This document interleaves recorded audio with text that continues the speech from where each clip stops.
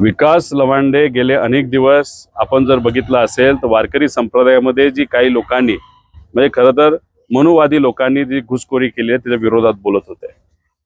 वारकरी संप्रदायामध्ये आणि संतांच्या विचाराने चालणारे जे खरे वारकरी आहेत त्यांच्या मनामध्ये एक विषय असतो, जर तुम्हाला विचार पटले नाहीत तर त्याच्यावर चर्चा केली पाहिजे.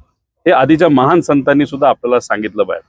आता हा जो भोंदू काय नाव त्याचं भंडारे, आता हा आला कुठून, त्याला काय कळतं? ज्या पद्धतीने खालच्या लेवलला जाऊन तो बोलत होता, शिव्या देत होता. मला वारकरी संप्रदायाच्या सर्व मान्यवरांना, वारकरी संप्रदायाच्या सर्व लोकांना विचारायचंय की शिवीशाप आपल्या संप्रदायामध्ये कोणी देतं का? जे हे खरे प्रामाणिक संतांचे विचार घेऊन जाणारे वारकरी संप्रदायाचे हबप आणि सगळे महाराज आहेत, कधी चिडलेले, रागवलेले, कधी बंदूक घेऊन गेलेले कधी आपण बघितलंय का?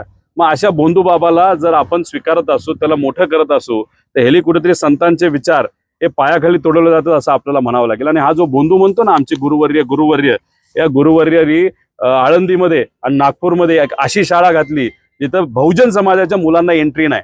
त्यामुळे हा जो कोणी भोंदू काय नाव भंडारी, तर बहुजन समाजाचा असेल, स्वतःच्या पोराला टाकून बघ त्या शाळेमध्ये.